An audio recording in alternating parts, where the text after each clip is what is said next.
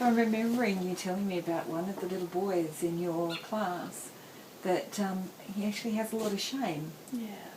And I'm wondering if you can tell me what difference either these microcircles or even NVC has made for in the way that you work with him. He does really annoying things a lot of the time, and do I get angry? Do I publicly shame him? Do I just push him away because he's doing the wrong thing in my eyes? Or do I just really try and connect with what is going on for him and really just empathise with him and try and understand him? And just doing that makes life so much easier. It's almost like this instant connection with why is that child behaving like that? Instead of I need to control that behaviour, it's what's happening for him. So he'd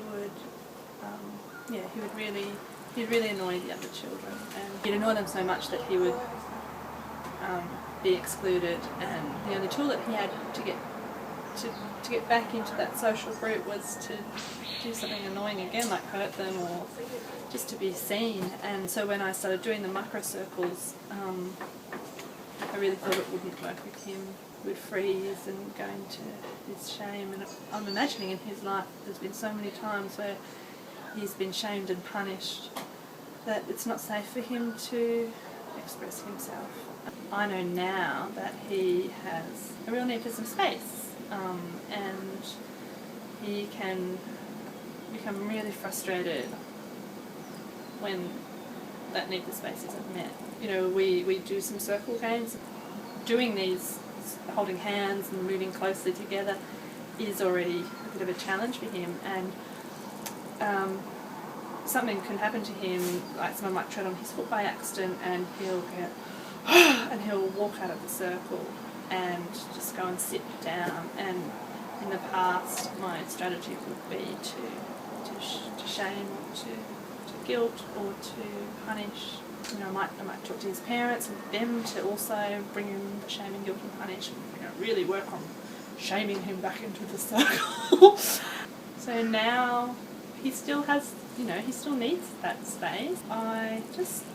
We catch each other's eye, and I know, and he knows that I know, and it's okay for him to sit on the chair because he's not going to do it every day, and it's, we know each other now. I know that he has needs as well. I guess though it's this real community we've created where we all know now through experience of doing the microcircles that we will all be heard and we will all get a chance to speak. And so it's not just me that's creating this, it's the other children as well that's really helping this boy to be safe enough to say what was going on. And I've only been doing it for 3 months or 4 months or something, and just how far he's come is just amazing. But just an example was before, if someone else had something that he wanted, he'd just go up, and if they said, I had that, I'm using it, he would say, oh well, it's my turn now, or I wanted it, and just no understanding of the other. And just last week I heard him say, oh, excuse me Jack, would you mind if da-da-da-da-da, and it was like, whoa, this is amazing. And just that he can have those conversations. There was not even conversations before with him, and so it just shows me how powerful this is.